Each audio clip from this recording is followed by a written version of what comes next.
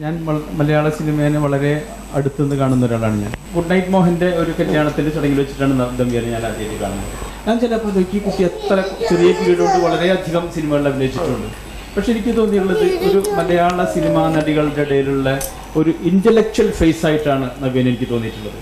വളരെ ആധികാരികമായിട്ട് കാര്യങ്ങൾ ഇങ്ങനെ സംസാരിക്കാൻ കഴിയുള്ള അപൂർവം ആൾക്കാരിൽ ഒരാളാണ് നവ്യ. ഇതൊരു വലിയൊരു ആൾക്കാർ ഇടയ്ക്ക് പൊക്കി പറയും, പ്രശ്നമില്ലല്ലോ. ഞാൻ ബാബുചേട്ടൻ ഒരിക്കലും അങ്ങനെ പറയുന്നു വിചാരിച്ചു. സ്പെഷ്യൽ ആയിട്ടൊരു ബുദ്ധിപൂർവം സംസാരിക്കാൻ കഴിവുള്ള ഒരാളായിട്ടാണ് എനിക്ക് തോന്നിയുള്ളത്. കാരണം മലയാള സിനിമകളിലെ നായികമാരൊന്നും അങ്ങനെ ഒരു കാര്യങ്ങളെ ഗൗരവത്തോടെ കാണുന്നവരല്ല, സംസാരിക്കുന്ന ആൾക്കാർ. എനിക്ക് ഉത്തരവ് സന്തോഷത്തോട് ചോദിക്കാം. സന്തോഷം അന്ന് കേട്ടെ. ഇപ്പൊ പറഞ്ഞതുപോലെ പൂർണ്ണമായിട്ട് ചോദിക്കുന്നു. ഞാൻ ഇപ്പം വൈഫാണ്, അത് ശരി തന്നെ. പക്ഷെ അതിന് മുമ്പ് തന്നെ കല്യാണം ആലോചിക്കുന്ന സമയത്ത് തന്നെ എൻ്റെ മനസ്സിലാദ്യം, കാരണം എന്ന് പറഞ്ഞു കഴിഞ്ഞാൽ എനിക്ക് വളരെ പരിചയക്കാരുണ്ടെങ്കിൽ പോലും നവ്യയുടെ കാര്യം പറഞ്ഞപ്പോഴത്തേക്ക് പിന്നെ ഒരു സെലിബ്രിറ്റി എന്നുള്ള രീതിയിൽ എനിക്ക് ഒരു ഇച്ചിരി താല്പര്യക്കുറവുണ്ടായിരുന്നു ആദ്യം. പിന്നെ അമ്മ, എൻ്റെ അമ്മ ചനച്ചെല്ലൻ്റെ അമ്മ നവ്യയുടെ വലിയൊരു ഫാനാണ്. അപ്പം അതെ, അപ്പൊ ഫാൻ എന്ന് പറഞ്ഞാൽ എന്റെ സിനിമ കണ്ടുള്ള ഈ ഡാൻസ് കണ്ടിട്ട് ഇന്റർവ്യൂ ഒക്കെ കണ്ടിട്ട് ഇപ്പോഴും ഫാനാണ്. ഫാൻ എന്നല്ല, അമ്മയ്ക്ക് എന്നെ വലിയ ഇഷ്ടമാണ്. ഇപ്പോഴും കണ്ടിന്യൂ ചെയ്യുന്നു, ഇപ്പോഴും അങ്ങനെ പോകുന്നു. അപ്പൊ ഇതിന്റെ എന്ന് പറഞ്ഞാൽ ഇപ്പൊ ബാബുചേട്ടൻ പറഞ്ഞ ഒരു സംഭവം എന്റെ മനസ്സിൽ ആദ്യമേ ഉള്ള കാര്യം. പിന്നെ ബാക്കിയുള്ള കരിയർ അതെല്ലാം എനിക്ക് പിന്നെ വലിയൊരു ആയുധരിപ്പുണ്ട്. എന്ത് പറഞ്ഞാലും പൊട്ടിക്കരഞ്ഞ വലിയൊരു ആയുധം എന്ന് തന്നെ പറയാം. പക്ഷെ ഇപ്പൊ അറിയാവുന്നവർ എത്ര പേര് പറഞ്ഞിട്ടുണ്ട് പിന്നെ എത്ര മാറി, പഴയ പോലെ അത്ര ഇമോഷണൽ അല്ല, ഇപ്പൊ കുറെ കൂടെ പ്രാക്ടിക്കലായി അല്ലേ ബാബുചേട്ടാ? ഒരു വലിയൊരു ഓഫീസർ പോലും ജോലി വിട്ടു പോകേണ്ട ഒരു അവസ്ഥ. അത് അതിനകത്ത് അത് ചേട്ടാ പറഞ്ഞല്ല, അതിന്റെ ഒരു ഇതെന്നു പറഞ്ഞു കഴിഞ്ഞാൽ നവിക്കൊരു വേറൊരു പ്രശ്നമുണ്ട്. ഒരാളെ ഇഷ്ടപ്പെട്ട്, എൻ്റെ അമ്മയെ ഒക്കെ ആ ഒരു ലൈനിലാണ്, ഒരാളെ ഇഷ്ടപ്പെട്ട് കഴിഞ്ഞു കഴിഞ്ഞാൽ അങ്ങ് മാക്സിമം ആണ് അവരെ അങ്ങ് ഇഷ്ടപ്പെട്ട്. ഒരാളോട് ദേഷ്യം വന്നു കഴിഞ്ഞു കഴിഞ്ഞാൽ പ്രശ്നമാണ്, അത് പ്രശ്നമാണ്. അത് എനിക്ക് അതിനോട് ഒരു യോജിപ്പില്ല. നവ്യയുടെ ഏറ്റവും വലിയ സ്ട്രോങ് പോയിന്റ്, ഒരു പക്ഷേ മലയാള നടികൾക്ക് മറ്റാർക്കും കിട്ടാത്ത ഒരു വളരെ ക്രെഡിബിൾ ആയുള്ള ഒരു സംഭവം എന്ന് വെച്ചിട്ടുണ്ടെങ്കിൽ, അല്ലെങ്കിൽ നവ്യയുടെ തൊപ്പിയിലെ പൊൻതുവൽ എന്നൊക്കെ പറയാൻ പറ്റുന്ന ഒരു സംഭവം, നവ്യക്ക് ഒരു കോൺട്രവേഴ്സി ഇല്ല എന്നുള്ളത്.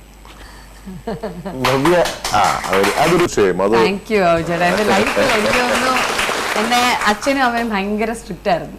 എന്ന് വെച്ചാൽ ഭയങ്കര ഓവർ സ്ട്രിക്റ്റ് ആയിട്ട് എനിക്ക് പലപ്പോഴും ഫീൽ ചെയ്തിട്ടുണ്ട് എൻ്റെ അച്ഛനെയും അമ്മയും. എന്ന് വെച്ചാൽ എനിക്കൊരു മൊബൈൽ തരത്തില്ല, എനിക്ക് മൊബൈൽ സ്വന്തമായിട്ടില്ലായിരുന്നു. അപ്പം എനിക്ക് തോന്നുന്നു ഇപ്പൊ പല കുട്ടികളും വളരെ ചെറുപ്പത്തിൽ 6ാം ക്ലാസ്സിലും 5ാം ക്ലാസ്സിലും കുട്ടികൾ മൊബൈൽ ഉപയോഗിക്കുമ്പോൾ എനിക്ക് ശരിക്കും എൻ്റെ നഷ്ടപ്പെട്ട കാലങ്ങൾ ഓർമ്മയിരിക്കണം. ഒരുപാട് പേരെന്നെ കളിയാക്കിയിട്ടുണ്ട്, നിന്റെ സ്വഭാവത്തിൽ എന്തോ കുഴപ്പമുണ്ട്, അത് അതിന് അച്ഛനും മൊബൈൽ തരാത്തത് എന്നൊക്കെ പറഞ്ഞ് എന്നെ ഒരുപാട് പേര് കളിയാക്കിയിട്ടുണ്ട് ലൊക്കേഷനിലൊക്കെ തന്നെ. അപ്പോൾ ഞാൻ പലപ്പോഴും എല്ലാവരെയും പോലെ തന്നെ വീട്ടിൽ പോയി ഞാൻ വഴക്കുണ്ടാക്കും. റൂമിൽ വന്നു കഴിയുമ്പോൾ ഞാൻ വഴക്കുണ്ടാക്കും, എന്നെ അങ്ങനെ കളിയാക്കി എന്നൊക്കെ പറഞ്ഞിട്ട് ഞാൻ വഴക്കുണ്ടാക്കും. പക്ഷെ അപ്പോഴൊക്കെ എൻ്റെ അച്ഛൻ പറയും, നീ ഒരു സാധാരണ പോലെ ഒരു കോളേജിൽ പോകുന്ന കുട്ടിയായിരുന്നു, ഞാൻ ഉറപ്പായിട്ടും നിനക്ക് മൊബൈൽ തന്നേനെ. പക്ഷെ ഞാൻ എന്തുകൊണ്ട് നിനക്ക് ഇത് തരുന്നില്ല എന്നുള്ളത് വർഷങ്ങൾ കഴിയുമ്പോൾ നിനക്ക് മനസ്സിലാവും. ഇന്ന് നിനക്കൊരു അതൊരു ബന്ധനമായിട്ട് തോന്നുമെങ്കിലും നാളെ നിനക്ക് എപ്പോഴെങ്കിലും അതിൻ്റെ ഒരു ക്രെഡിറ്റ് ഉണ്ടാവുമെന്ന് ഇങ്ങനെ എപ്പോഴും അച്ഛൻ പറയായിരുന്നു. പക്ഷെ ഇപ്പൊ എനിക്കൊരു പക്ഷെ ബാബുചേട്ടന്റെ ഈ ഒരു അഭിപ്രായം പൂർണ്ണമായിട്ട് എന്റെ അച്ഛനും അമ്മയ്ക്കും ഞാൻ ഡെഡിക്കേറ്റ് ചെയ്യുന്നു. അതെ, ആയിക്കോട്ടെ. മൂത്തവർ ചൊല്ലും നെല്ലിക്ക പിന്നെ ആദ്യം കഴിക്കും പിന്നെ മധുരി.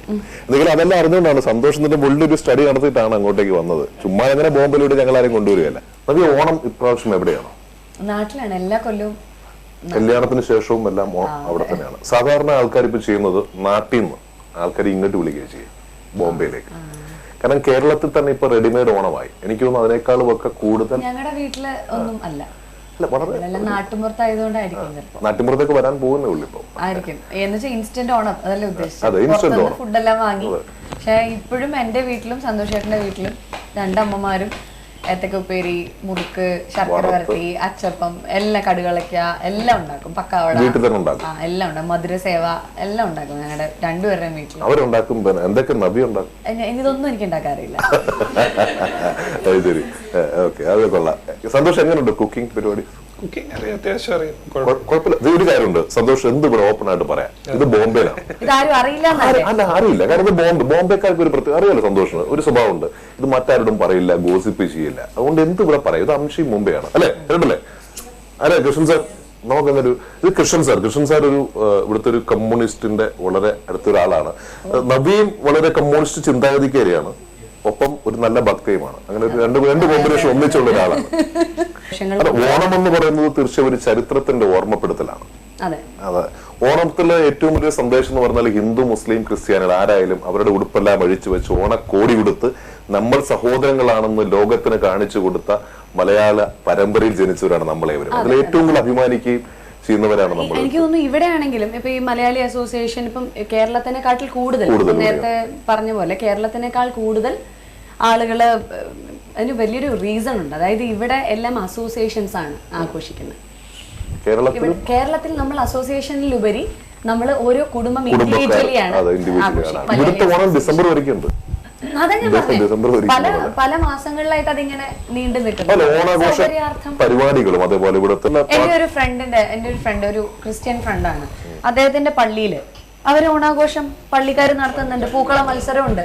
അപ്പൊ അതൊക്കെ ഒരു മതസൗഹാർദ്ദത്തിന്റെ ഭാഗമാണ്. അതെനിക്ക് തോന്നുന്നു ഓണം എന്ന് പറയുന്ന ഒരു ഉത്സവം എന്ന് നിലവിൽ വന്നോ അന്ന് തൊട്ട് ആ ഉത്സവത്തോടനുബന്ധിച്ച് തന്നെ ചേർന്ന് നടക്കുന്ന ഒരു വലിയ മതസൗഹാർദ്ദം അതിൽ തന്നെ പുതിയ തലമുറയ്ക്ക് പകർന്നു നൽകുവാൻ നമ്മൾ മറന്നു പോകും. കാരണം മൊത്തത്തിൽ മുഴുവൻ സമൂഹവും ബയസ്ഡ് ആയിട്ടിരിക്കുന്ന ഒരു കാലഘട്ടത്തിലാണ് നമ്മളൊക്കെ ജീവിക്കുന്നത്.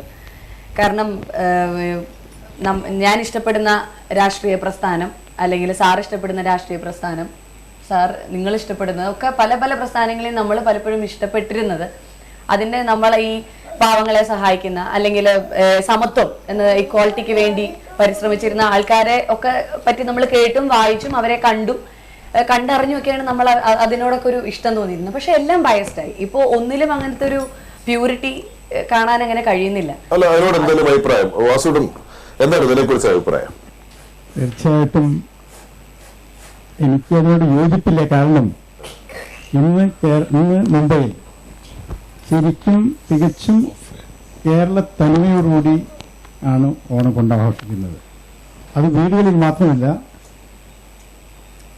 ഓരോരുത്തരും താമസിക്കുന്ന കോംപ്ലക്സിലും മറ്റു പല പല സംഘടനകളും. മറ്റൊരു കാര്യം കൂടെ ഉണ്ട് സന്തോഷം, എനിക്ക് തോന്നുന്നല്ലേ, മറാഠിക്കാർ ഇവരെല്ലാം പങ്കെടുപ്പിച്ചുകൊണ്ട് തന്നെ ചെയ്യാറുണ്ട്. ഈ നവ്യെ കല്യാണം കഴിക്കുന്നതിന് മുമ്പ് ഓണം എവിടെ ആഘോഷിക്കുന്നത്? ഇവിടെയായിരുന്നു കൂടുതൽ ഇവിടെ. കാരണം ഞാൻ ഈ ഓവർസീസ് ഒക്കെ ആയിരിക്കും, നാട്ടിൽ ഇന്നേ അതിന് മുമ്പ് പോകും. ഓവർസീസിൽ അതായത് ഇവിടെ എന്ത് സംഭവം കിട്ടിയാലും ഒപ്പം എക്സ്പോർട്ട് ചെയ്ത് കളയും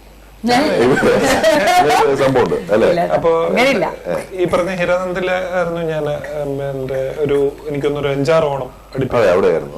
അവിടെ ധാരാളം സുഹൃത്തുക്കളുണ്ട് അവരുടെ കൂടെ. ഈ സന്തോഷിന് എക്സ്പോർട്ട് ഇമ്പോർട്ട് ആണെന്ന് പരിപാടി ആർക്കും അത്രയ്ക്ക് അറിയില്ല. ഇനിയിപ്പോ ഇവിടെയുള്ള ലോജിസ്റ്റിക് കമ്പനിക്ക് ഇനി കോൺടാക്ട് ചെയ്യും. മലയാളികൾ ഏറ്റവും കൂടുതൽ ബിസിനസ് ചെയ്യുന്നത് ഈ ലോജിസ്റ്റിക്കിലാണ്.